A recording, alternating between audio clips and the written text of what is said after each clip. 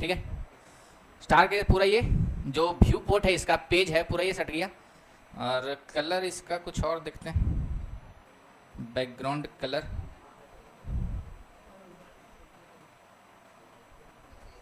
यहाँ ले लेते हैं, ये कलर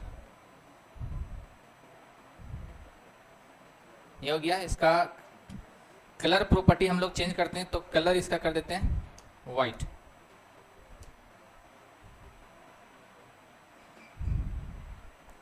तो ये कुछ इस तरह से दिखेगा। अब मेन्यू जैसे है तो मेन्यू हम लोग क्या करेंगे, एक लाइन में हम लोग इसको रखेंगे। तो ये ब्लॉक प्रॉपर्टी के कारण ये क्या है, मेन्यू। तो यूएल के एलआई, ठीक है, यूएल के अंदर जो एलआई है उसको हम लोग क्या करेंगे, डिस्प्ले प्रॉपर्टी इनलाइन ब्लॉक कर देंगे। ठीक है, इनलाइन ब्लॉक। तो इनलाइन ब्लॉक से क्या होगा कि एक लाइन में स्टार्ट हो जाएगा ये। ठीक है, बताए थे इनलाइन ब्लॉक प्रॉपर्टी। अब तो थोड़ा सा इसमें हम लोग क्या कर देते हैं, स्पेसिंग करके, तो उसके लिए हम लोग पैडिंग दे देते हैं, पैडिंग 10 पिक्सल।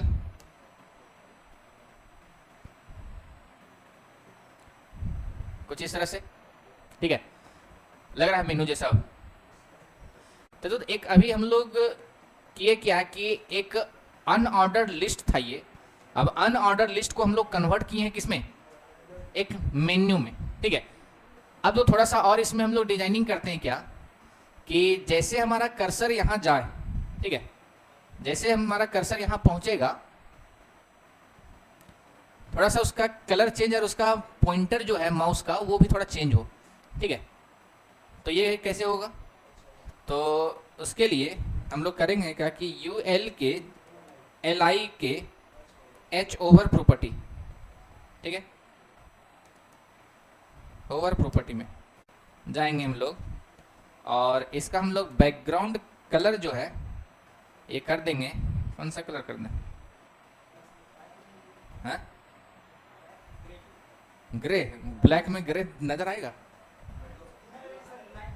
हाँ, blue, light blue, light blue, light sky blue है ब्लू। अच्छा देख लो लाइट ब्लू कैसा लगता है, देखो नहीं अच्छा लग रहा।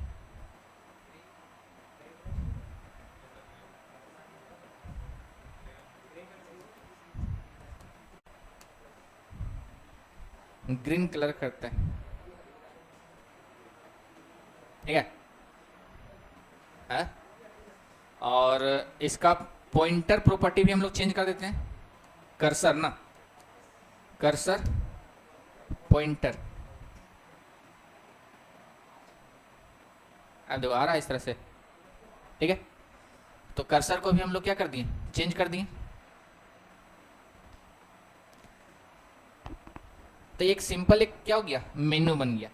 अब इसका अगर हम लोग ड्रॉप डाउन मेनू अगर हम लोग बनाना चाहें, ठीक है, मान लेते हैं कि जैसे डिपार्टमेंट के अंदर हम लोग एक ड्रॉप डाउन मेनू बनाना चाह रहे हैं, तो वो कैसे करेंगे, तो उसके लिए हम लोग HTML पेज में जाएंगे। जैसे डिपार्टमेंट के अंदर अगर बनाना है तो हम लोग इस LI के अंदर आएंगे, ठीक है, और एक डिव बना लेते हैं और इसका क्लास दे देते हैं ड्रॉप 1, ठीक है, इस तरह से क्लास, सॉरी अभी क्लास नहीं देंगे,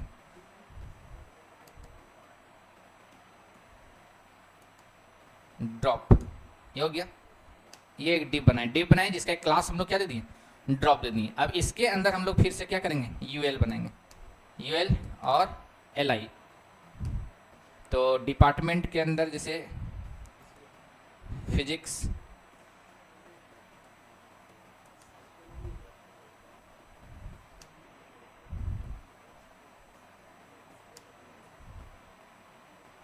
फिजिक्स के बाद MCA, फिर BCA, इसको करते हैं, इसको हम लोग कर देते हैं B.Tech, ठीक है। और इसके बाद हम लोग BCA के बाद MBA, ये इसके बाद BBA, चलो इतना कर देते हैं, ठीक है। तो एक डिप के अंदर हम लोग क्या किए हैं कि UL टैग और हम लोग ऐड कर दिए। अब अगर हम लोग रेफरेंस करके अगर देखें तो देखो थोड़ा सा मामला गड़बड़ हो गया कि होम अबाउट अस आया है, डिपार्टमेंट के अंदर ये अपना जगह ले लिया, ठीक है। उसके बाद गैलरी कॉन्टेक्ट इसको ये शिफ्ट कर दिया इधर, ठीक है। तो हम चाहते हैं कि ये अपना जगह क्या रखे, अलग रखे, नीचे रहे वो। तो उसके लिए हम लोग सेलेक्ट करेंगे, क्लास है, क्लास का नाम क्या दिए थे, drop1 ना, drop1 कर देते हैं इसको, ठीक है, drop1 नाम दे देते हैं इसका। तो यहाँ हम लोग सेलेक्ट करेंगे drop1 से, और इसको हम लोग क्या कर देंगे कि डिस्प्ले प्रॉपर्टी, या डिस्प्ले नहीं, पोजीशन प्रॉपर्टी इसका एब्सोल्यूट कर देंगे, ठीक है। तो देखो ये नीचे आ गया अपने जगह, ठीक है। अब हम चाहते हैं कि एक लाइन में नहीं, अलग अलग लाइन में, तो उसको डिस्प्ले क्या कर देना, ब्लॉक। तो डिस्प्ले प्रॉपर्टी हम लोग क्या कर देंगे, इसका ब्लॉक कर देंगे।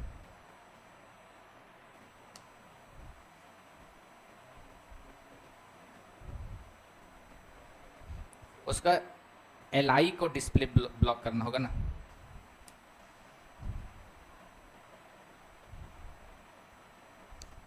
ऐसा करते हैं, UL यहीं लेकर के देखते हैं, और इसका डिस्प्ले प्रॉपर्टी ब्लॉक हम लोग कर देते हैं यहाँ से।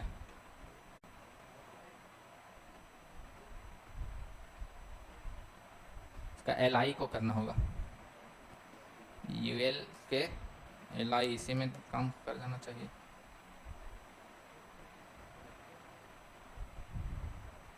वो अंदर चला गया ना, तो ऐसा करते हैं, इसको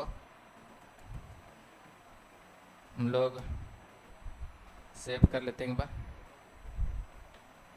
यहाँ है, हम लोग .drop1 के UL के LI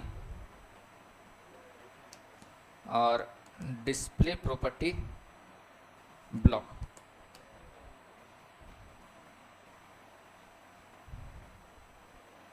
आ गया सीधा, ठीक है। अब जैसे है क्या कि ध्यान से देखो, ये थोड़ा सा ऊपर उसको शिफ्ट हो गया ये, नहीं, और थोड़ा सा इसका विड्थ भी बढ़ा देते हैं।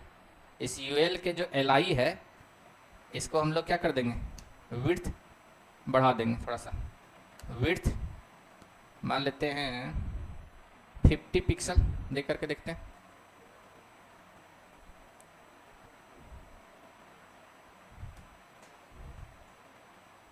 UL के LI 500 पिक्सल,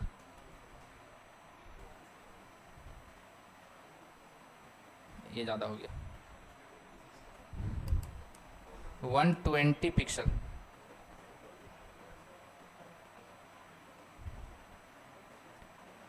ये हो गया 120, मतलब 70 से 80 में हो जाना चाहिए, हैं 70, ठीक है। अब दो थोड़ा सा हम लोग क्या करेंगे, लेफ्ट शिफ्ट करेंगे, और थोड़ा सा डाउन, देखो तो थोड़ा चढ़ा हुआ है ऊपर, ठीक है। तो हम लोग क्या करेंगे, इसके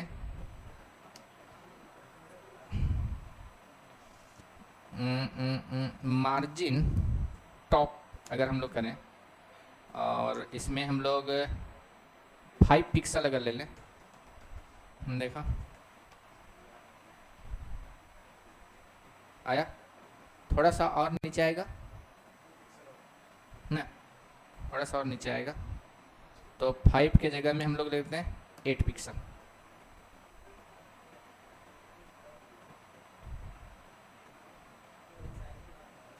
वो UL को ही शिफ्ट कर देना होगा। तो ऐसा करते हैं, ये मार्जिन हम लोग यहाँ ना लगा करके हम लोग इसका यहाँ लगाते हैं,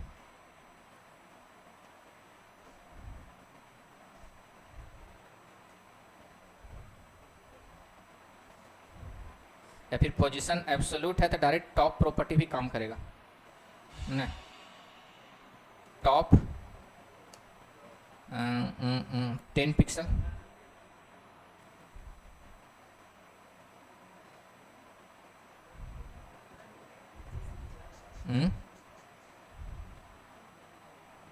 ऊपर चढ़ गया ना। अरे ऊपर चढ़ गया तो इसको माइनस में दो, तो माइनस में दो, क्या करना, माइनस में दो।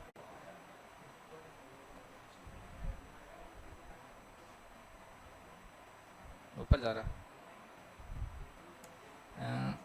-30 पिक्सल,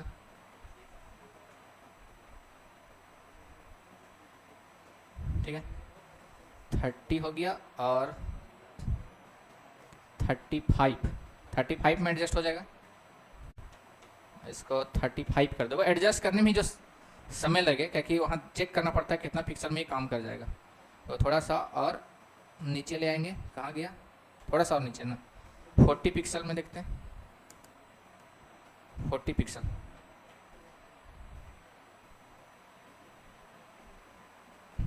थोड़ा सा कम करना होगा। 40 की जगह में हम लोग 38,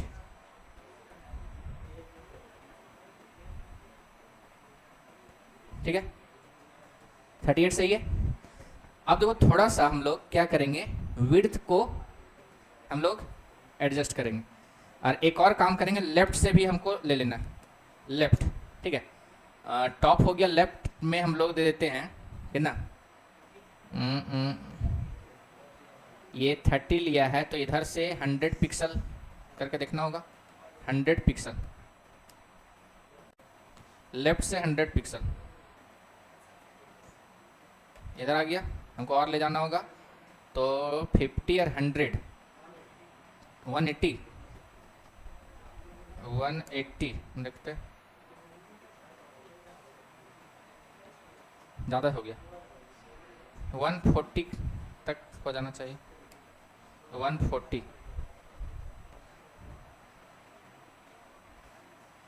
मतलब 2 ज़्यादा, मतलब 43 में होना चाहिए,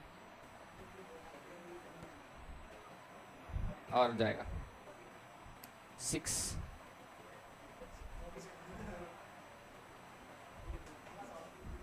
थोड़ा सा और जाएगा ना, 47,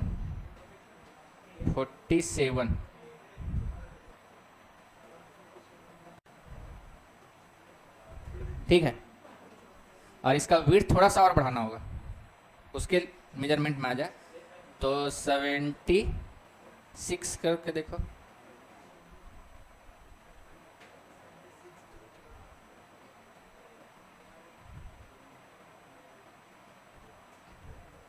ठीक है 77, है 8 कर दे,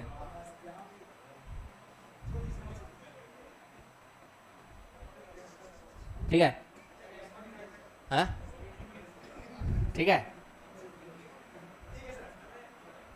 सही है। अब उतना देखो, ये सब एडजस्टमेंट अपना है कि कितना इधर उधर करना है, उसी में थोड़ा टाइम लगता है कि कहाँ इधर लेफ्ट राइट थोड़ा सा करने में। अब तो यहाँ से हम लोग को चाहिए क्या, शुरुआत में तो ये दिख रहा है, शुरुआत में तो दिखना नहीं चाहिए, ठीक है, अभी शुरुआत में दिख रहा है ना, तो हम लोग क्या करेंगे कि हटा दें, इसको हाइड कर देंगे, तो डॉट ड्रॉप 1 जो है इसको सेलेक्ट करेंगे, और इसका डिस्प्ले प्रॉपर्टी को हम लोग क्या कर देंगे, हाइड होता है नन होता है, डिस्प्ले प्रॉपर्टी नन, ठीक है, तो डिस्प्ले प्रॉपर्टी नन अगर कर देंगे तो ये हट जाएगा, ठीक है।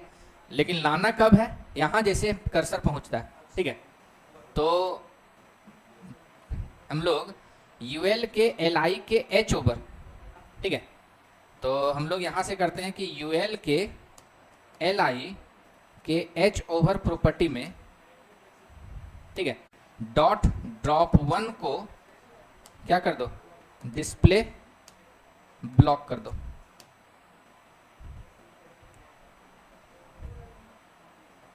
देखो आया, क्लियर है। जैसे देखो कर्सर यहाँ जैसे जा रहा है, जैसे यहाँ गया ये दिखेगा, क्लियर, बात समझ में आ रहा है, कि नहीं? तो देख रहा है एक मेन्यू बनाने में कितना टाइम लग रहा है, कितना ज़्यादा कोड करना पड़ रहा है। HTML में हम लोग उतना सारा किए हैं, CSS में देखो अभी इतना सारा कोड कर दिए, और वो भी अभी मेन्यू रिस्पॉन्सिव नहीं है। ये मेन्यू बन के तैयार हुआ, अभी रिस्पॉन्सिव का तो बात ही नहीं हुआ है। क्या रिस्पॉन्सिव में फिर जाएंगे तो और ज़्यादा समय लगेगा। इस कारण से हम बोले थे CSS ज़्यादा यूज नहीं करेंगे हम लोग, बूटस्ट्रैप यूज करेंगे, तुरंत काम हो जाएगा। नहीं, इतना इससे भी बेहतरीन मेनू बनाने में हमको लगेगा एक मतलब क्या 10 से 20 सेकंड, बस वहाँ से कॉपी करना और पेस्ट कर देना, इसमें थोड़ी दिमाग लगाना, ठीक है। तो इस तरह से हम लोग क्या कर सकते हैं, ड्रॉप डाउन मेन्यू बना सकते हैं। अब इस मेन्यू का भी जैसे यहाँ गए थे, इसका भी हम लोग सब मेन्यू बना सकते हैं, ठीक है। जैसे अगर बीटेक के अंदर भी बनाना है तो हम लोग यहाँ जाएंगे, जैसे बीटेक के LI के अंदर एक और मेन्यू हमको बनाना है, तो एक और हम लोग डिव ले लेंगे, डॉट हम लोग ड्रॉप टू ले लेंगे, ठीक है। और इसके अंदर फिर UL और इसके अंदर LI। जैसे बीटेक में ब्रांच होता है जैसे मैकेनिकल,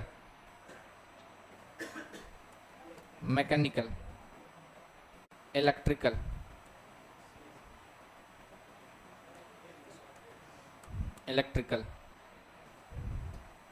कंप्यूटर, फिर सिविल, फिर माइनिंग, ठीक है। तो अगर इसको हम लोग ये कर देंगे तो देखो, तो एक ही अभी तो नहीं दिख रहा है, जैसे हम लोग यहाँ आएंगे तो देखो यहाँ पहुँच गया कहाँ से, ठीक है। और वो एक साथ दिख रहा है नहीं, अब उस पर भी काम करना होगा, उसको भी थोड़ा एडजस्ट करना होगा और बीटेक के पास लाना होगा थोड़ा सा उसको, ठीक है। तो हम लोग फिर उसके लिए हम लोग फिर से कहाँ जाएंगे, CSS में जाएंगे और फिर से सेम उसी तरह से ड्रॉप टू, ठीक है, के UL,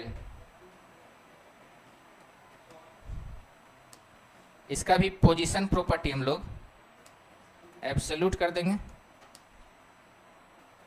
तो देखो क्या होगा, हैं कहाँ हो ये ना, dot drop to UL,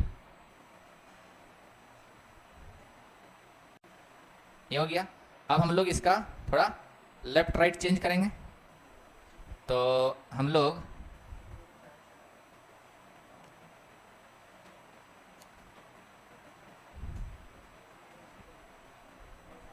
left property 180 दिए थे ना, 180 पिक्सल, सॉरी 180 पिक्सल,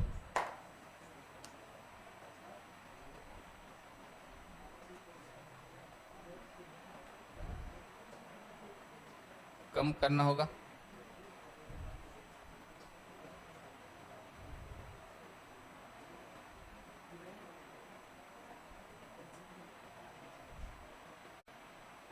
ये हो गया, और कम करना होगा 120,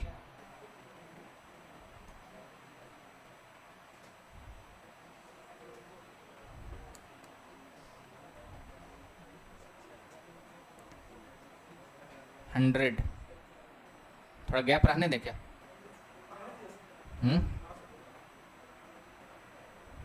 थोड़ा सा गैप रहेगा वो ठीक भी लगेगा, नहीं थोड़ा सा गैप कम करते हैं, 100 के जगह में हम लोग करते हैं 98,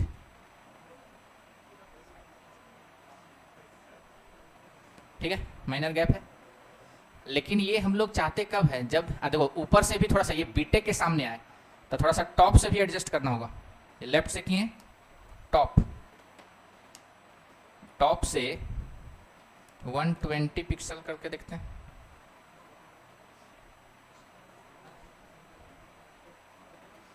ज़्यादा नीचे चला गया ना, थोड़ा सा ऊपर करना होगा, 120, 100, 100,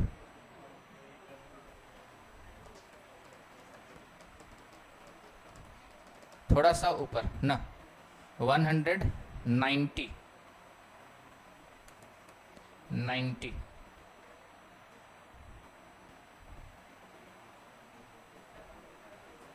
90, 85, 85,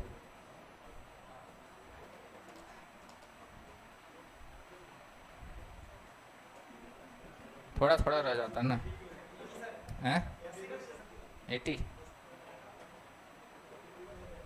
तो देखो वही सी एस एस से अपने से करेगा तो इतना एडजस्टमेंट करना होगा, ठीक है। 78 या 9 में आ जाएगा क्या, 78।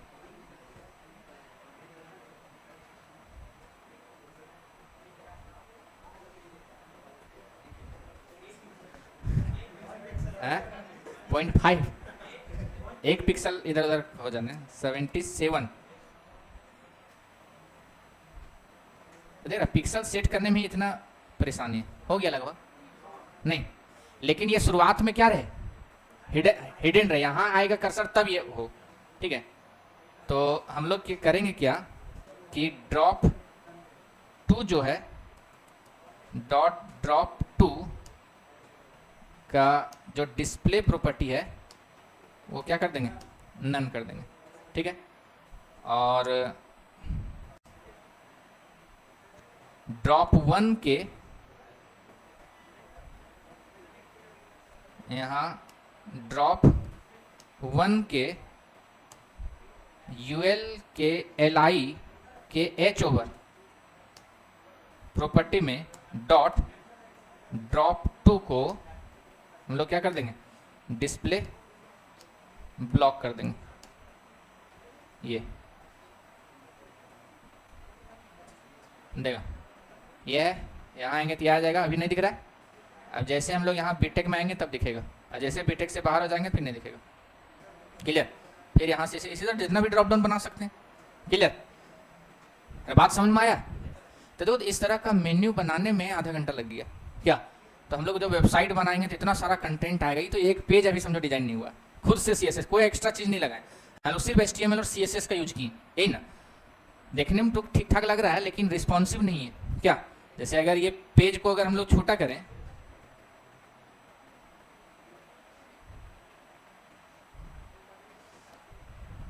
चलेगा, ज़्यादा बड़ा नहीं है, लेकिन ये क्या होना चाहिए, जैसे 3 लाइनिंग जो आता है उस तरह से आ जाना चाहिए क्या है। अब इससे छोटा ब्राउजर कहाँ से करेगा। फिर रिस्पॉन्सिव में चेक करना होगा, जैसे इंस्पेक्ट में जा करके हम लोग, हाँ देखो यहाँ गड़बड़ा है ना, ये गड़बड़ा है ना। तो फिर यही मीडिया स्क्रीन में जा करके जैसे उतना से कम हो जाता है तो हम लोग को 3 लाइनिंग वाला एक फिगर लाना होगा और उसके बाद वो दिखाना होगा, समझा। फिर उसके लिए कोडिंग करना होगा, तो बहुत ज़्यादा हो जाता है।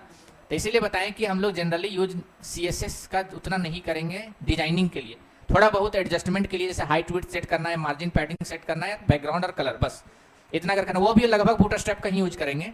क्योंकि HTML और CSS से डायरेक्टली अगर करते हैं तो कंटेंट को पहले लाना, फिर कंटेंट को डेकोरेट करना, कंटेंट को एडजस्ट करना और कंटेंट को रिस्पॉन्सिव बनाना, ये सारा काम हम लोग का रिस्पॉन्सिबिलिटी हो जाता है। इस कारण से डिजाइनिंग ही तुम्हारा क्या हो जाएगा, टफ हो जाएगा। अब डिजाइनिंग पे टफ हो जाएगा फिर बैकएंड में कब जाएंगे। तो इस कारण से हम लोग CSS को उतना अभी ये नहीं करना, बेसिक जितना था वो हम लोग पढ़े, बेसिक जो प्रॉपर्टी था, डिस्प्ले हो गया, पोजीशन हो गया, ये सब प्रॉपर्टी हम लोग पढ़ लिए। कभी जरूरत पड़ेगा तो सब हम लोग यूज कर सकते हैं, लेकिन जब जैसे बूटस्ट्रैप लाएंगे तो कुछ जरूरत वैसे पड़ने वाला है नहीं, बस हमारा। तो ये बेसिक HTML CSS से भी बनाया गया क्या है, ड्रॉप डाउन मेन्यू है, ठीक है, जो इस तरह से कुछ काम कर रहा है। क्लियर है ये। कुछ पूछना है किसी को इसमें से? नहीं, एक मिनट देख लो एक बार, इसका कोड देखना है तो एक बार देख लो। हेलो, हाँ बात किया था।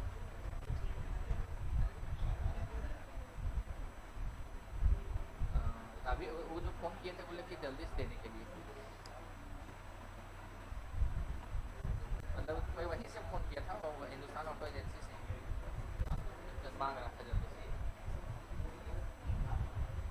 हाँ तो एक बार बात करूँ कि कौन सा जो दिए थे वही लग रहा है, खाना लिख के दिया था वही लग रहा, वो तो दिए थे उसको, एक पेपर दे दिए थे, एक तो पेपर बैकग्राउंड मेरे पास तो है नहीं। एक बार बात कर लो ना एक बार, ठीक है ठीक।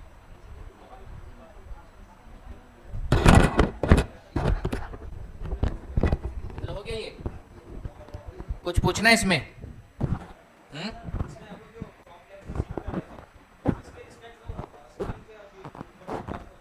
जो उससे पहले जो पोजीशन एलिमेंट है उसको, ये पोजीशन प्रॉपर्टी बताए थे, आया था उस दिन। तो उस दिन क्या दिखाए थे कि रिलेटिव अगर करते हैं तो वो तुम्हारा, जैसे शुरुआत में हम लोग एब्सोल्यूट किए थे तो वो क्या किया था, शिफ्ट तो हो रहा था, अपना जगह छोड़ नहीं रहा था, ठीक है, लेकिन रिलेटिव में छोड़ दे रहा था। और वो स्क्रीन के पोजीशन एलिमेंट, और पोजीशन एलिमेंट अगर उसके पेरेंट में कोई है तो उसके रिस्पेक्ट में ये कर रहा था, और अगर कोई पोजीशन एलिमेंट नहीं है तो फिर बॉडी को मान रहा था पोजीशन एलिमेंट। ये चीज बताए थे, दिखाए थे ना, कि अगर पोजीशन एलिमेंट कोई पेरेंट में नहीं मिल रहा था तो बॉडी को मान ले रहा था। लेकिन हम लोग देखो ना, यूएल के जो है उसके पेरेंट जो मेन्यू जो है उसी को हम लोग पोजीशन एलिमेंट बना चुके हैं, एब्सोल्यूट बना दिए है ना, तो उसके रिस्पेक्ट में वो कर रहा है। फिर समझा? क्लियर है ये? और किसी को कुछ? इस तरह ट्राई कर सकता है अपने से भी, ठीक है। तो HTML और CSS ये पूरा हो गया। तुम लोग को कुछ समझ में आया? आज नहीं समझ में आएगा, कैसे समझ में आएगा? 10-15 दिन का क्लास है ये। क्या HTML CSS में समय लगा? आज CSS का समझो लास्ट क्लास है और खत्म हो गया CSS। अब जावास्क्रिप्ट में जाएंगे। पढ़िए कभी HTML CSS? कौन से कॉलेज से? अनंता कॉलेज। तुम भी? हाँ, BCA वहां से 12th। तो इस कोर्स में इनरोल किए तुम लोग? बीच में डेमो कैसे होगा? HTML CSS का नाम सुनिए कभी? CSS नहीं सुनिए, नाम भी नहीं सुनिए? हाँ ये भी बात है, 12th में कहाँ से पता रहेगा। थोड़ा सा मेहनत करना होगा तब सीख पाएंगे ये सब। तो तुम लोग प्रोग्रामिंग लैंग्वेज पढ़िए कोई? तो तुम लोग तो जावा तो ऊपर से जाएगा। फिर C++ पढ़िए? नहीं, C? अरे अनादम कहाँ पाइथन होगा?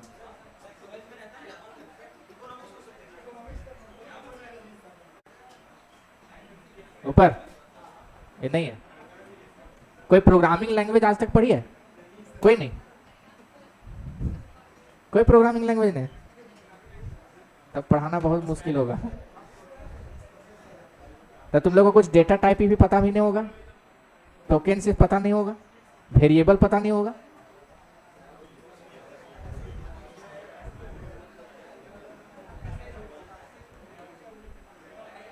देखो ये कोर्स पढ़ने के लिए कम से कम एक प्रोग्रामिंग लैंग्वेज तो होना चाहिए, तब हो पाएगा।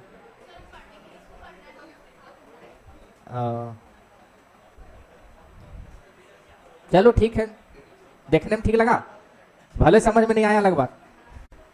काम कर रहा है ठीक लगा ना कि हाँ ऐसा वेबसाइट में करते हैं, ऐसा कैसे बनता होगा वो मेहनत देखी ना। हाँ बस उतना ही अभी समझो कि जैसे कोई भी वेबसाइट में जैसे यूज करती होगी, तीसरा सब मेनू रहता है, ठीक है, और ये ड्रॉप डाउन रहता है, तो वो हम लोग अभी तक तुम लोग जैसे डायरेक्ट यूज की होगी, उसको बनाने के लिए इतना कोडिंग करना पड़ता है, वो भी अभी पूरा नहीं बना है। अभी कोई फंक्शनैलिटी इसमें नहीं है, ना ही कोई रिस्पॉन्सिवनेस है इसमें, ठीक है, बहुत सारा कमी है अभी इसमें, बस एक लुक आया है उस तरह का। हाँ बस खाली ये दिख रहा है, क्लाइंट साइड का ये, ठीक है। तो ये HTML और CSS से बनाया गया एक ड्रॉप डाउन मेन्यू है, ठीक है, जिसको कोड चाहिए होगा यहाँ से ले लेना, इसको हम डिलीट नहीं करेंगे, ऐसे ही रख देंगे, ठीक है, हटा दें इसको। चलो अब हम लोग नेक्स्ट कोर्स की ओर चलते हैं। नेक्स्ट चैप्टर जो पढ़ना है HTML और CSS। तो HTML ने बताया थे कि कंटेंट को वेब ब्राउजर तक लाने के लिए हम लोग जनरली यूज करते हैं क्या, HTML, ठीक है, और जो भी कंटेंट वेब ब्राउजर पर आ जाएगा उसको डेकोरेट करने के लिए, डिजाइन करने के लिए हम लोग यूज करेंगे क्या, CSS को, ठीक है। अब हम लोग चाहते हैं कि कुछ फंक्शनैलिटी हो, किस साइड में, क्लाइंट साइड में। जैसे हम लोग क्लाइंट सर्वर आर्किटेक्चर भी पढ़े थे, तो क्लाइंट सर्वर आर्किटेक्चर के लिए हम लोग बोले थे कि कोई भी वेबसाइट जो है वो काम करता है दो एंड से, एक क्लाइंट साइड से और एक सर्वर साइड से, ठीक है। तो हम बोले थे दोनों साइड हम लोग एक एक प्रोग्रामिंग लैंग्वेज यूज करेंगे। क्लाइंट साइड से हम लोग जनरली यूज करेंगे जावास्क्रिप्ट को, और सर्वर साइड से हम लोग यूज करेंगे किसको, जावा को, ठीक है। तो क्लाइंट साइड में हम लोग यूज करेंगे अब क्या, जावास्क्रिप्ट, ठीक है। तो जावास्क्रिप्ट के लिए सबसे पहले हम लोग एक और फाइल बना लेते हैं और यहां लिख देंगे जावास्क्रिप्ट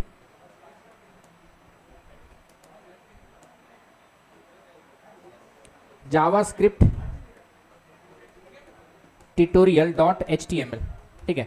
एक HTML फाइल बना लेते हैं।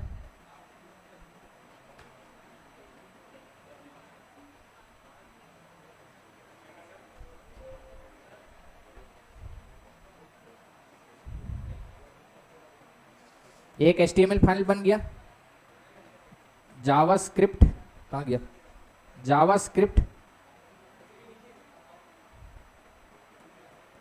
.html। अब HTML का बेसिक सिंटैक्स हम लोग लिख लेंगे यहाँ से, और हम लोग यहाँ जावास्क्रिप्ट ट्यूटोरियल, ठीक है, जावास्क्रिप्ट ट्यूटोरियल ये लिख देंगे और इस पेज को हम लोग एक बार रन करेंगे। तो कहाँ गया ये, ठीक है। अब देखो सबसे पहले हम लोग जानते हैं जावास्क्रिप्ट है क्या। तो JavaScript is a programming language which side, client side, ठीक है। क्लाइंट साइड का एक प्रोग्रामिंग लैंग्वेज है जो क्लाइंट साइड में किसी भी तरह का एलिमेंट को या किसी भी तरह का कंपोनेंट पर अगर हम लोग किसी भी तरह का फंक्शनैलिटी ऐड करना चाहते हैं तो उसके लिए हम लोग यूज करेंगे क्या, जावास्क्रिप्ट, ठीक है। जावास्क्रिप्ट लाइक C++, जावा, पाइथन, ये इसी तरह का एक प्रोग्रामिंग लैंग्वेज है, लेकिन ये वर्क करता है ओनली क्लाइंट साइड में। मतलब अगर हम लोग जब वेब डिजाइन करते हैं तो किसी भी कंपोनेंट पर कोई भी फंक्शनैलिटी अगर ऐड करना चाहते हैं तो उसके लिए हम लोग यूज करेंगे जावास्क्रिप्ट। अब जावास्क्रिप्ट को हम लोग HTML के साथ हम लोग कैसे रिलेट करेंगे, ठीक है। तो उसके लिए हम लोग सेम उसी तरह से जैसे CSS को लिखने का तरीका था, 3 तरीका HTML में 3 तरीका से हम लोग CSS का कोडिंग लिखते थे। कौन कौन, इनलाइन CSS और इंटरनल CSS और एक्सटर्नल CSS, 3 तरह से हम लोग कोडिंग कर सकते थे। सेम उसी तरह से जावा स्क्रिप्ट को भी हम लोग यूज करते हैं 2 तरीका से, एक इंटरनल जावास्क्रिप्ट और एक एक्सटर्नल जावास्क्रिप्ट।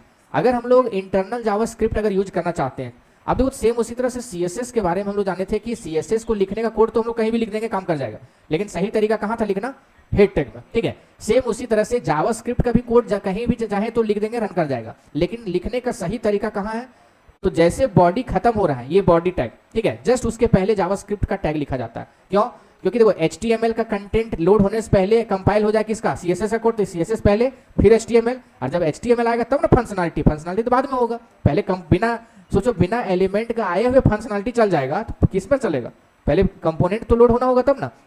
तो इसीलिए हम लोग यूज करने का कहीं भी यूज कर सकते हैं, लेकिन सही तरीका है यूज करना का बॉडी से जस्ट पहले। अब हम लोग यहाँ जावास्क्रिप्ट का कोड लिखना चाहते हैं, जैसे अगर हम लोग लिख दें कि अलर्ट, ठीक है, यहाँ लिख दें अलर्ट, और अलर्ट में हम लोग यहाँ लिख दें कि हाई, ऐसा, तो क्या ये जावास्क्रिप्ट काम करेगा? अगर हम लोग इसको रिलोड कर दें तो देखो प्रिंट हो गया, ये तो काम तो नहीं कर रहा है। तो ये जो टैग है ये जनरली किसका टैग है, ये HTML का टैग है। HTML में हम लोग जानते हैं कि बिना टैग का अगर कोई चीज लिखते हैं तो वो पैराग्राफ मान करके सिंपली प्रिंट कर देगा, तो वही कर रहा है, पैराग्राफ मान करके क्या कर दिया, प्रिंट कर दिया। हम लोग को यहाँ HTML अगर जावास्क्रिप्ट लिखना है तो उसके लिए हम लोग को जावास्क्रिप्ट का एरिया डिसाइड करना होगा।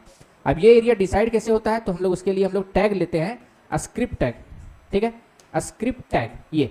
अब जैसे स्क्रिप्ट टैग के अंदर आ जाएंगे, अब इसके अंदर जो भी लिखा जाएगा वो क्या होगा, जावास्क्रिप्ट होगा, ठीक है। जैसे अगर हम लोग लिखते हैं अलर्ट, ठीक है, अलर्ट, अब ध्यान दो HTML CSS में उस तरह का एरर नहीं आता था, अब यहाँ एरर आना स्टार्ट होगा, ठीक है। जिस तरह से प्रोग्रामिंग में एरर आता है उसी तरह से यहाँ क्या होगा, एरर भी आएगा। जैसे अगर हम लोग लिखें वेलकम टू जावास्क्रिप्ट, ठीक है। एक चीज है जैसे पाइथन जैसा है, पाइथन में अगर कोई काम किया होगा जानता होगा, वहां सेमीकोलन लगाओ या ना लगाओ कोई दिक्कत नहीं, ठीक है, लगा देगा तो भी ठीक, नहीं लगाएगा तो भी ठीक। सेम उसी तरह से जावास्क्रिप्ट में भी लगा देगा तो भी ठीक, कोई नहीं भी लगाएगा तो कोई दिक्कत वैसा नहीं है। नहीं समझ में आ रहा,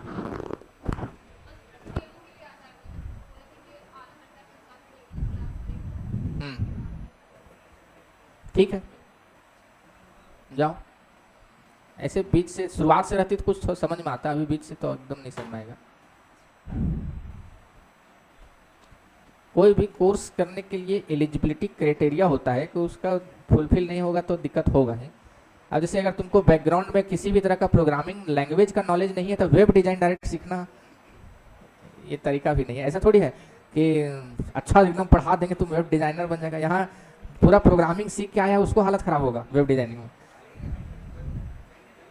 देखो अगर हम लोग यहाँ से इसको रन कराते हैं तो जैसे ये करेंगे तो देखो इस तरह का ये अलर्ट देगा।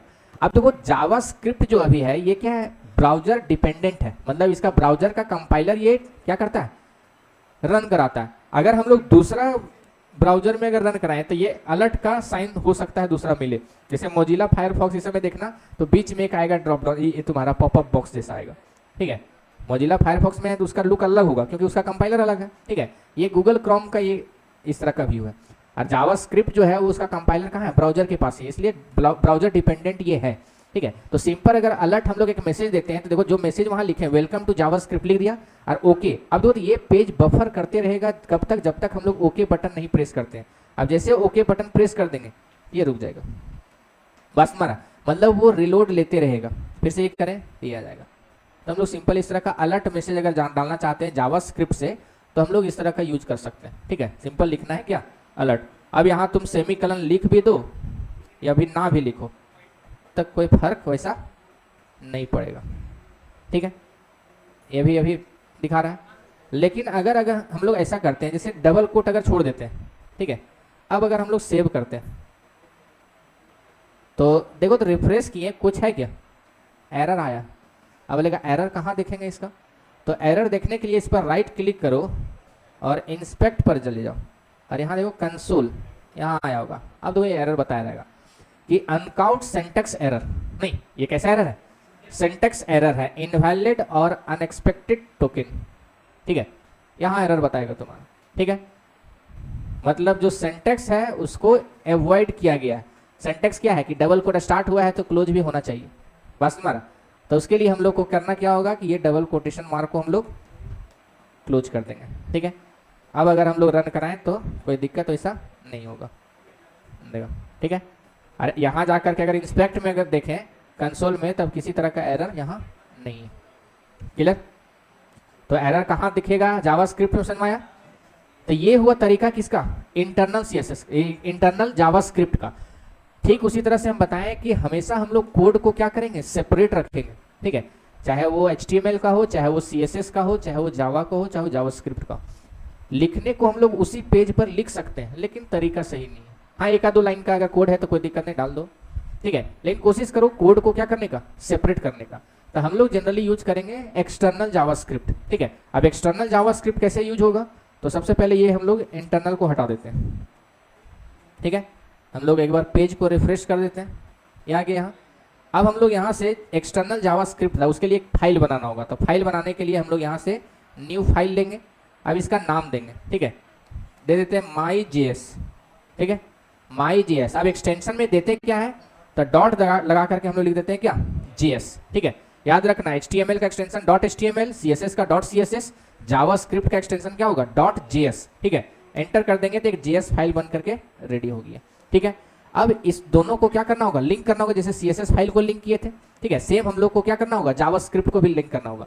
अब फिर वही बात, लिंक करेंगे कहाँ, तो जहां लगाने का सही तरीका, जहां लिंक करते हैं वहीं एग्जीक्यूट होता है। तो हम लोग अभी पढ़े कि हमेशा याद रखना है कहाँ, बॉडी टैग के जस्ट पहले जावास्क्रिप्ट का कोड होता है, यही लिंक करेंगे तो यही रन होगा। ठीक है, तो हम लोग यहाँ जावास्क्रिप्ट फाइल को क्या करेंगे, रन, ये लिंक करेंगे। तो लिंक करने का तरीका क्या है, तो हम लोग लिखेंगे स्क्रिप्ट टैग। ठीक है, स्क्रिप्ट टैग, और स्क्रिप्ट टैग के अंदर ही src एट्रीब्यूट हम लोग देंगे। ठीक है, सोर्स। ठीक है, अब इसमें हम लोग क्या करेंगे, my.js जो फाइल को लिंक करना चाहते हैं उस फाइल का हम लोग नाम दे देंगे। अब ये लिंक हो गया। ठीक है, अब अगर हम लोग इस JS फाइल में अगर हम लोग अलर्ट का मैसेज अगर दें, अब देखो यहाँ टैग लगाने की जरूरत नहीं। जैसे CSS में फाइल बना लेते थे टैग लगाते थे क्या, कोई टैग नहीं, क्योंकि ये JS का फाइल है। अब यहाँ जावास्क्रिप्ट लिखा जाएगा, अब एरिया डिसाइड करने का जरूरत नहीं पड़ेगा। तो अगर हम लोग डायरेक्टली हम लोग यहाँ लिखें अलर्ट और यहाँ से लिख देते हैं कि हेलो। ठीक है, अब इसको हम लोग सेव कर देते हैं और यहाँ से रिफ्रेश करते हैं तो देखो ये हेलो का मैसेज आ रहा। क्लियर है, बात समझ में यहाँ तक आया। जावास्क्रिप्ट को है क्या, सो बताएं कितने तरह से जावास्क्रिप्ट को हम लोग HTML के साथ लिंक कर सकते हैं, सो बताएं। दो तरीका से, एक इंटरनल जावास्क्रिप्ट और एक एक्सटर्नल जावास्क्रिप्ट। ठीक है, कहाँ लिंक करना है, या फिर इंटरनल अगर जावास्क्रिप्ट लिख रहे हैं तो वो कहाँ लिखेंगे, अगर एक्सटर्नल जावास्क्रिप्ट लिख रहे हैं तो फिर उसको लिंक कहाँ करेंगे, वो जगह डिसाइड करिए। ठीक है, और एक बेसिक हम लोग एक स्टेटमेंट रन कराएं अलर्ट। ठीक है, जो इस तरह से मैसेज देगा। ठीक है, मतलब अगर वेबसाइट बनाता है तो कुछ इस तरह से अगर मैसेज कभी तुमको पॉपअप दिखाना है, बहुत सारे वेबसाइट में दिखता है इस तरह से। ठीक है, तो अगर तुमको दिखाना है सिंपल अलर्ट लिखो और अलर्ट के अंदर ब्रैकेट पैरेंथेसिस के अंदर डबल कोट में वो मैसेज डाल दो। ठीक है, अब दो तो अलर्ट एक हो गया। एक और हम लोग इस तरह से लिख सकते हैं, जैसे एक होता है कंफर्म। ठीक है, जैसे हम कुछ कंफर्मेशन लेना चाहते हैं कि do you want to delete, yes या नो, इस तरह से अगर हम लोग चाहते हैं। ठीक है, जैसे do you want to delete, इस तरह का एक कन्फर्मेशन मैसेज देना चाहते हैं, ठीक है, तो उसके लिए हम लोग कन्फर्म का यूज करेंगे। ऐसे अगर करते हैं, देखो अभी ओके आ रहा था, अभी यहाँ क्या आ रहा है, ओके और कैंसल, ठीक है, ओके और कैंसल का मैसेज आ रहा है, ठीक है। अब जैसे देखो अगर कैंसल किए और ओके किए, इससे होगा क्या, तो इसको करने के लिए हम लोग सिंपल एक वेरिएबल बनाएंगे। अब देखो जावास्क्रिप्ट में वेरिएबल जो बनाएंगे वो दो तरीका से वेरिएबल बना सकते हैं। एक है var कीवर्ड का हम लोग डायरेक्ट यूज कर लें, a इक्वल टू, एक चीज याद रखना, PHP को भी बनाया, PHP पर कोई यूज किया, PHP यूज किया, PHP में देखो या फिर पाइथन में भी देखना, हम लोग वेरिएबल का टाइप नहीं बताते क्या, जैसे C++ जावा पढ़ा होगा तो वहां टाइप बताना पड़ता है, नहीं, जैसे अगर तुम वेरिएबल बना रहा है तो इंटीजर वेरिएबल बना रहा है कि कैरेक्टर वेरिएबल बना रहा है, कैसा वेरिएबल तुमको बताना होगा डिक्लेरेशन के समय में।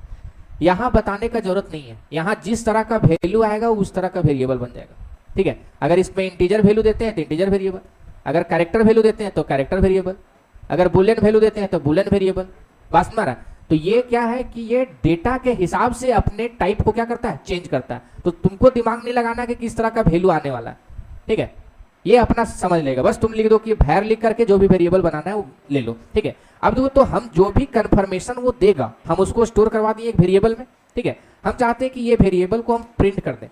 अब जो प्रिंट हम चाहते हैं कहाँ, कि स्क्रीन पर प्रिंट हो। अभी क्या एक पॉपअप मैसेज दे रहा था, हम चाहते हैं जावास्क्रिप्ट के थ्रू से कहाँ प्रिंट करना, व्यू पोर्ट के जो मेरा वर्किंग एरिया है वहां, ठीक है। तो वर्किंग एरिया में प्रिंट करने के लिए हम लोग यूज करेंगे डॉक्यूमेंट डॉट राइट, ठीक है, यूज करेंगे क्या, राइट या राइट एलन का भी यूज कर सकते हैं। अब हम लोग जो भी वेरिएबल है, जैसे ए वेरिएबल में जो भी आएगा उसको हम प्रिंट कर देना चाहते हैं, ठीक है। तो सिंपल अब देखो क्या होगा, रेफरेंस किए, देखो तो ओके अगर करते हैं तो ट्रू प्रिंट हो रहा है, और अगर हम लोग कैंसल करते हैं तो फॉल्स प्रिंट हो रहा है, ठीक है। मतलब क्या कि डिसीजन यहां से ले सकते हैं ना, अरे जैसे अगर हम पूछ रहे हैं do you want to delete, ठीक है, तो ओके अगर करेगा मतलब डिलीट करना चाहता है ट्रू हो जाएगा, तो वहां हम लोग डिसीजन ले लेंगे, ठीक है। अगर कैंसिल करता है तो ऑटोमेटिक क्या करेगा, फॉल्स हो जाएगा, तो फॉल्स पर डिसीजन लेंगे, ट्रू और फॉल्स पर ही ना डिसीजन हम लोग लेते हैं। तो इस तरह का अगर डिसीजन लेना चाहते हैं तो हम लोग कंफर्म जो स्टेटमेंट है उसका हम लोग यूज कर सकते हैं, ठीक है। और वेरिएबल को हम लोग जिस तरह से हम लोग प्रिंट कर सकते हैं, क्लियर है। नेक्स्ट है एक कंफर्म के जगह में हम लोग एक प्रॉम्प्ट का भी यूज करते हैं, प्रॉम्प्ट, ठीक है। अब ये प्रॉम्प्ट है क्या, जैसे हम कोई यूजर से नंबर लेना चाहते हैं, लिखना चाहते हैं कि एंटर अ नंबर, ठीक है, एंटर अ नंबर, और ये नंबर को हम वैल्यू में स्टोर करना, वेरिएबल में स्टोर करना चाहते हैं, ठीक है। तो लिखेंगे var a, तो जो भी नंबर देगा वो कहाँ प्रिंट हो जाएगा, स्क्रीन में प्रिंट हो जाएगा। तब देखो यहाँ से प्रॉम्प्ट से हम लोग कैसे करेंगे, रिफ्रेश करते हैं तो देखो यहाँ से लिख रहा है एंटर अ नंबर, क्लियर। अब जो भी नंबर देंगे, जैसे अगर 5 अगर देते हैं तो ओके कर देंगे तो यहाँ देखो 5 प्रिंट हो गया, क्लियर है। अगर हम चाहते हैं कंसोल स्क्रीन पर प्रिंट करना, तो ये तो स्क्रीन पर हो गया, हम चाहते हैं कंसोल स्क्रीन पर प्रिंट हो, तो उसके लिए होता है कंसोल डॉट लॉग, ठीक है, और ए का वैल्यू हम लोग प्रिंट कर देंगे, ए का वैल्यू क्या होगा, प्रिंट हो जाएगा। अब देखो यहाँ से रेफ्रेश करेंगे, जैसे अगर 10 हम लोग दे दिए, ओके कर दिए, प्रिंट हुआ यहाँ क्या, नहीं हुआ। चलते हैं कंसोल स्क्रीन पर, देखो यहाँ प्रिंट हुआ, बस मरा। तो कंसोल स्क्रीन यहां से ये रन होगा, क्लियर, बात समझ रहा।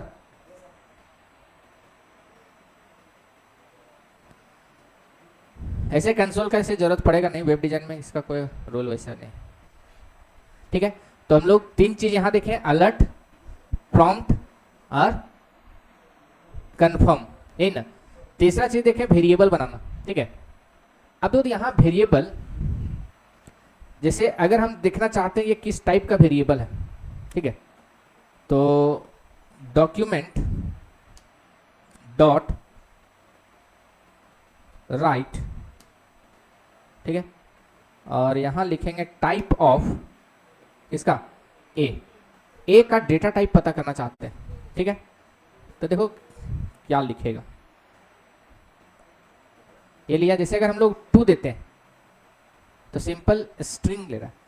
तो जावा की तरह ही लगभग जितना भी इनपुट लेता है शुरुआत में ये क्या रखता है, सबको स्ट्रिंग रखता है, ठीक है। यूजर अगर इनपुट दे रहा है, जैसे जावा में भी होता है ना, अरे बाय डिफॉल्ट सब स्ट्रिंग है, अगर हम लोग उसको इंटीजर में कन्वर्ट करना चाहते हैं तो उसके लिए हम लोग यूज करते हैं रैपर क्लास, याद है, इंटीजर डॉट पार्स से इंट यूज करते हैं, नहीं फ्लॉट है तो फ्लॉट डॉट पार्स से फ्लॉट यूज करते हैं। तो जावा में क्या होता है, यूजर जो भी इंटर करता है वो एज ए स्ट्रिंग के फॉर्म में इंटर करता है, ठीक है। सेम उसी तरह से जावा स्क्रिप्ट में भी जितना भी होगा सारा स्ट्रिंग के फॉर्म में। हाँ, अगर इसका डेटा टाइप हम लोग अब डिसाइड करना चाहते हैं तो हम लोग डायरेक्ट अब वैल्यू दे सकते हैं। अब ये दे सकते हैं, जैसे अगर हम लोग 5 दिए, ठीक है, भैर ए इक्वल टू क्या दे दिए 5। अब ए का डेटा टाइप अगर हम लोग प्रिंट करना चाहते हैं तो अब देखो यहाँ नंबर टाइप, ठीक है, वही इंटीजर नंबर टाइप ये होता है। बस हमारा जैसे 5 दे दिए तो इसका डेटा टाइप क्या है, नंबर टाइप, ठीक है। अब अगर यहाँ से एक कैरेक्टर अगर हम लोग देते हैं, जैसे सिंगल कोट में लिखते हैं जी, ठीक है, सिंगल कोट में अगर हम लोग लिख देते हैं क्या जी, ठीक है, सिंगल कोट या डबल कोट जावास्क्रिप्ट दोनों चलता है, ठीक है। सिंगल कोट में दो या डबल कोट में दो, दोनों को क्या मानता है, ये स्ट्रिंग ही मानता है। जैसे अगर सिंगल कोट में ही पूरा लिख देंगे अगर हेलो, ठीक है, तो ये भी तुम्हारा क्या मानेगा, स्ट्रिंग। जैसे C++ में अलग हो जाता है, ठीक है, उसमें सिंगल कोट में कैरेक्टर माना जाता है, डबल कोट में स्ट्रिंग माना जाता है। जावास्क्रिप्ट में तो ये तुम्हारा जावा में जावास्क्रिप्ट में तुम्हारा सिंगल कोट को या डबल कोट में किसी में भी दो स्ट्रिंग ही रहेगा, ठीक है। और यहाँ जैसे C++ में सिंगल कोट में एक ही कैरेक्टर लिख सकते हैं, एक से ज्यादा कैरेक्टर नहीं लिख सकते। यहाँ तुमको जितना लिखना, सिंगल कोट में लिखना लिखो, डबल कोट में लिखना लिखो, किसी भी कोट में कोई दिक्कत नहीं, क्लियर। अब जैसे अगर हम लोग वैल्यू और चेंज करें, यहाँ जैसे अगर हम लोग लिखते हैं यहाँ 3.14, ठीक है, एक फ्रैक्शनल वैल्यू देते हैं, ये भी क्या मानेगा, नंबर मानेगा, ठीक है। अगर हम लोग एक बुलियन वैल्यू देते हैं जैसे ट्रू, अब इसका डेटा टाइप देखो, ये बुलियन टाइप है, ठीक है। ट्रू और फॉल्स जो है ये कैसा वैल्यू है, बुलियन टाइप का, ठीक है। जैसे फ्रैक्शनल वैल्यू देने के लिए एक तरीका ये हो सकता है 3.14 f, ठीक है, f या d काम करता है शायद, कुछ f नहीं काम करेगा जहां तक प्रॉब्लम करेगा, वो नंबर टाइप ही ये ले लेता है, ठीक है। और बुलियन हो गया, नंबर हो गया, ये सब स्ट्रिंग हो गया, तो इस तरह का वेरिएबल हम लोग बना सकते हैं। तो इस तरह टाइप हम लोग देख सकते हैं। देखो वेरिएबल जो बनाना बोले कि एक भैर बना सकते हैं, लेकिन मॉडर्न जो जावास्क्रिप्ट है वो यूज करता है क्या, लेट, ठीक है। लेट से भी वेरिएबल बना सकते हैं। जैसे a इक्वल टू अगर हम लोग 5 दे दिए, ठीक है, तो यहाँ से हम लोग document dot right ln function a का वैल्यू हम लोग यहाँ प्रिंट कर देंगे। तो a का वैल्यू प्रिंट करेगा क्या 5, ये। अब बात आता है कि भैर से और लेट से दोनों से वेरिएबल बना सकते हैं, लेकिन दोनों में डिफरेंस क्या, अगर दोनों सेम है तो फिर लेट क्यों निकाला, क्या पहले तो देखा जाए ट्रेडिशनल में तुम्हारा वैर यूज होता था, मॉडर्न जावास्क्रिप्ट यूज करता है लेट का यूज, ठीक है। तो दोनों में डिफरेंस है कुछ, देखो क्या डिफरेंस है। जैसे अगर हम लोग भैर का यूज करते हैं, भैर a इक्वल टू 5 अगर ऐसा लिखते हैं तो ये भी तुम्हारा क्या करेगा, 5 को प्रिंट कर देगा, देखो, ठीक है। आगे जाकर के अगर हम लोग यहाँ इस लाइन को कॉपी कर देते हैं, आगे जाकर के एक और वेरिएबल बनाते हैं, वो भी बनाते हैं a नाम का, इसमें अब वैल्यू देते हैं 10, ठीक है, और यहाँ हम लोग इसको a का वैल्यू प्रिंट कर देते हैं। तो देखो होगा क्या, एक बार 5 और एक बार 10 दोनों प्रिंट किया। तो जैसे क्या होता है कि वेरिएबल एक ही नाम से डिक्लेयर करते हैं C++ में तो एरर देता है नहीं, लेकिन यहाँ एक ही नाम से वेरिएबल जितना बार चाहो डिक्लेयर कर सकता है अगर तुम भैर से किया है तो, ठीक है। लेकिन यही अगर लेट का यूज किया, ठीक है, अगर हम लोग यहाँ भैर ना यूज करके हम लोग क्या यूज किए, लेट अगर यूज किए हैं, तो अब देखो एरर देगा, ठीक है, अब कोई आउटपुट नहीं देगा, क्या हो गया आउटपुट, ठीक है। इंस्पेक्ट में देखो क्या है, uncaught syntax error, identifier A has already been declared, नहीं ए ऑलरेडी डिक्लेयर हो चुका है, ए का डिक्लेरेशन फिर से नहीं किया जा सकता। इसका मतलब ये हुआ कि अगर लेट कीवर्ड से अगर हम लोग डिक्लेयर करते हैं किसी भी वेरिएबल को, तो उसी स्कोप में हम लोग उसी नाम का वेरिएबल फिर से डिक्लेयर नहीं किया जा सकता। लेकिन अगर भैर से अगर करते हैं तो जितना चाहो उतना वेरिएबल डिक्लेयर कर सको, उसी नाम से क्यों नहीं।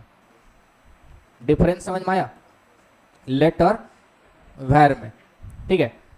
बाकी दोनों सेम है, प्रोग्रामिंग में लगभग हम लोग भैर ही यूज कर रहे थे, क्योंकि एरर का चांसेस ही क्यों आने थे, क्या लेकिन हाँ कुछ ऐसा रिस्ट्रिक्शन होता है कि एक बार वेरिएबल यूज हुआ है वो यूज हुआ है एक जगह, बाकी दूसरा बार हम यूज ना कर पाए, ऐसा रिस्ट्रिक्शन है तो लेट का यूज करो, ज़्यादा बेटर होगा फिर उस समय। ये अपना चॉइस है कि तुम किस पर यूज करना चाहता है, वैर यूज करना चाहता है कि लेट यूज करना चाहता है। क्लियर? तो दोनों में डिफरेंस समझ में आ गया, वैर और लेट में। अब देखो यहाँ से जैसे लेट से ही अगर बनाए, ठीक है, अब अगर लेट ना हम लोग ए का वैल्यू सिंपल चेंज करना चाहते हैं तो ये हम लोग कर सकते हैं। क्या हम डिक्लेयर तो नहीं कर रहे हैं, हम वैल्यू चेंज कर रहे हैं, तो ये कर सकते हैं 5%, ठीक है।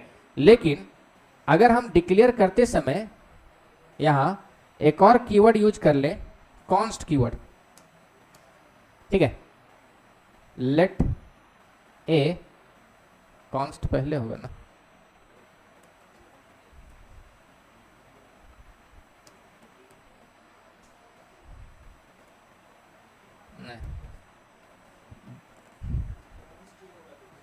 डायरेक्ट कॉन्स्ट होगा,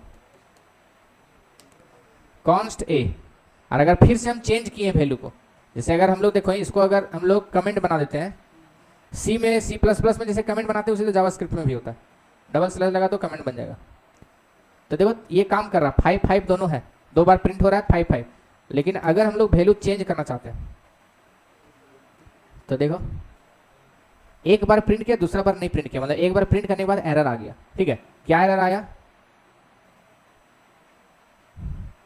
तो देखो असाइनमेंट टू कांस्टेंट वेरिएबल, ठीक है, कांस्टेंट वेरिएबल में असाइन हो रहा है, मतलब उसका वैल्यू एक बार जो हो गया फिक्स्ड उसको चेंज नहीं कर सकते। कांस्टेंट का तो नेचर हम लोग को पता है कि एक बार जो वैल्यू हम लोग असाइन कर दिए तो उसके वैल्यू को हम लोग फिर से चेंज नहीं कर सकते, ठीक है। तो ये किसका नेचर है?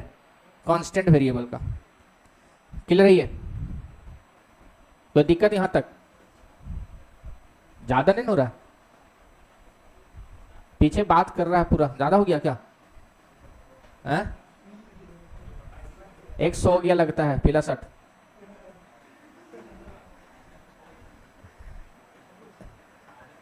एकदम मस्त गद्देदार कुर्सी मिला है, पंखा सामने है, ऐसा मौका कहाँ जाने देना। कुछ दिन में एसी लग जाएगा तो और यहाँ के यहीं बिछा सो रहे हैं। हाँ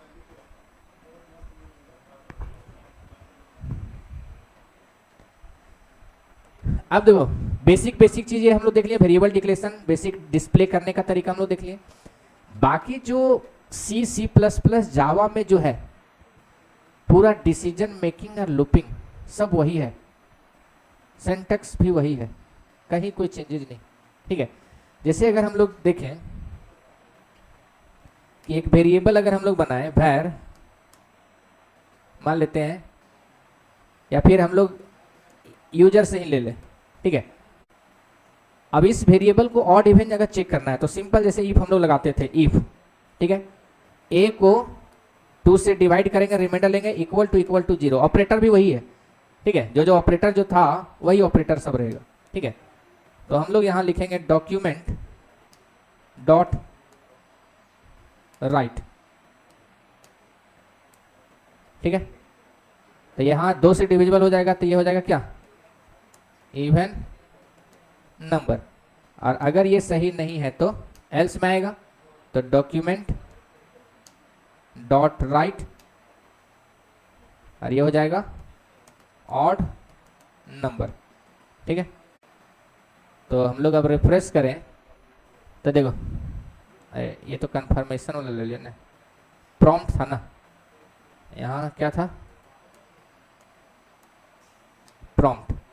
और यहाँ हम लोग मैसेज दे देंगे इंटर अ नंबर, ठीक है, ए में चला जाएगा। अब इस नंबर को ऑड इवन हम लोग चेक करेंगे। जैसे देखो अगर 6 दिए और ओके कर दिए तो क्या दिया? Even number. अगर हम लोग 5 देते हैं तो ये देगा ऑड नंबर, ठीक है। तो सेम इफ एल्स जो स्टेटमेंट हम लोग सी प्लस प्लस जावा में यूज किए थे वही स्टेटमेंट यहाँ भी सिंटैक्स वही है, ठीक है। सेम इफ एल्स इफ वाला भी स्टेटमेंट वही है, ठीक है। स्विच स्टेटमेंट जो है वो भी वही है और लूप जो है वो भी वही है। बताएं क्या? ऐसा बताना होगा। प्रोग्रामिंग लैंग्वेज जो जितना है सारा कंसेप्ट वही है। इफ एल्स जैसे यूज करता था जावा, फिर तुम्हारा स्विच यूज करता था, ब्रेक यूज करता है, कंटिन्यू यूज करता है, फोर लूप हो गया, वाइल लूप हो गया, डू वाइल लूप हो गया। एक लूप वाला अगर हम लोग देखते हैं, जैसे कोई भी नंबर करेगा तो उसका टेबल प्रिंट हो जाना चाहिए, तो उसके लिए हम लोग फोर लूप लगाएंगे और यहाँ लिखते हैं कि वेर आई इक्वल टू 1 और आई लेस देन 11 और आई प्लस प्लस। ठीक है, ये अब हम लोग यहां करेंगे क्या, डॉक्यूमेंट डॉट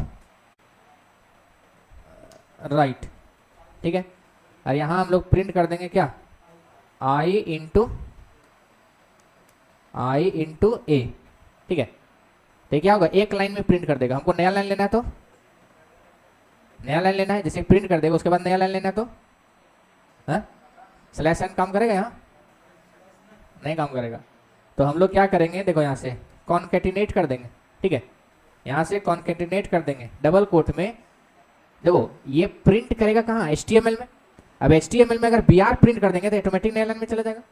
नहीं समझा। अरे BR टैग लिख देने से वो प्रिंट नहीं होता था, वो क्या करता था, नया लाइन ले लेता था। तो अगर जावास्क्रिप्ट के थ्रू से हम HTML प्रिंट करना चाहते हैं तो वो भी काम कर सकते हैं। ठीक है, तो हम लोग जावा के अंदर हम BR टैग अगर हम लोग प्रिंट कर देंगे HTML में, तो BR टैग जैसे HTML में जाएगा तो HTML क्या करेगा, वो टैग का मतलब निकालेगा, मतलब नया लाइन। ठीक है, तो देखो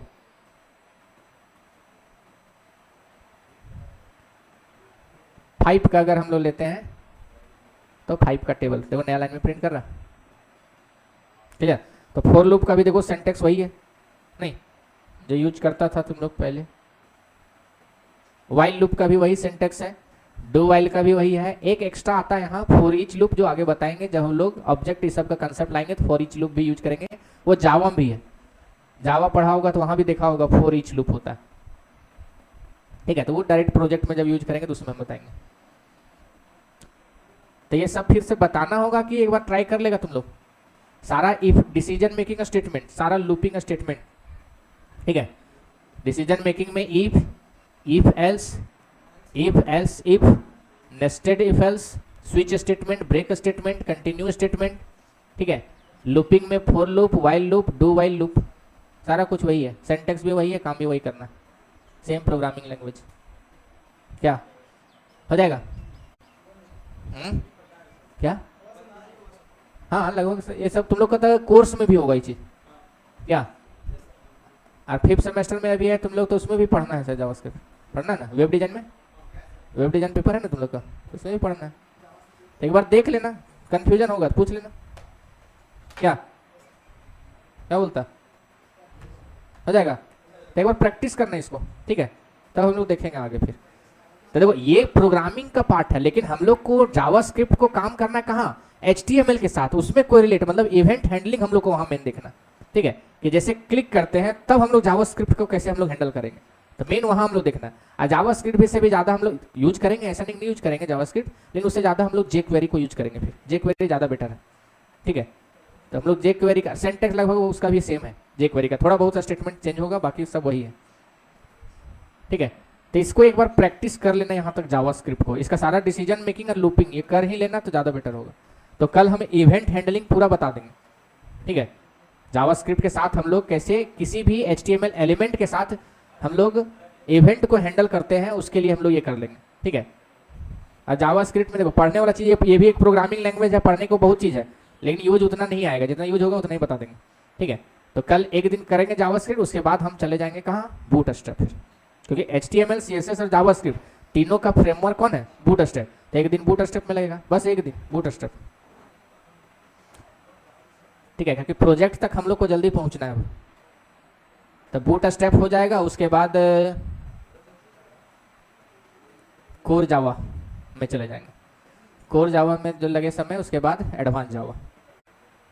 अब जैसे एडवांस जावा हो जाएगा उसके बाद सारा इंस्टॉलेशन प्रोजेक्ट के लिए, और प्रोजेक्ट स्टार्ट हो जाएगा फिर वहीं से बनना। टॉपिक सोचा कुछ तुम लोग? कुछ नहीं सोचा, कब सोचेगा? हैं?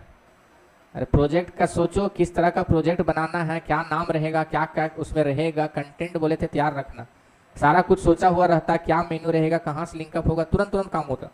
अब वहाँ बैठ के सोचेगा तो फिर हो गया काम करने को। कितनों अच्छा से पढ़ा दें, ठीक है, नहीं बना सकता तुम प्रोजेक्ट जब तक खुद नहीं बनाएगा। देख के नहीं बन सकता। सोचते हैं कि हम देख के हम डेवलपर बन जाएंगे, नहीं बन पाएगा जब तक अपने से प्रैक्टिस नहीं करेगा। हाँ यहाँ बता देंगे सब समझ में आएगा तो अच्छा लगेगा, नहीं हो पाएगा फिर जब तक अपने से चीज नहीं करेगा। और तुम अपने से करो, देखना सब चीज सीख जाएगा, कहीं दिक्कत नहीं होगा, लेकिन वो मेहनत दिखाना होगा। इसे कोड लेना है तो ले लेना, ठीक है। इतना प्रैक्टिस करके आना लेकिन कल, ठीक है, इतना प्रैक्टिस करके आना। आगे डिसीजन मेकिंग बताया, लूपिंग वो पूरा करके ही आना। जिस तरह का प्रोग्राम जो C++ में किया होगा तो प्रोग्राम बना लेना उसी में, ठीक है। प्रैक्टिस हो जाएगा तब हम लोग इवेंट हैंडलिंग में काम कर लेंगे। क्लियर।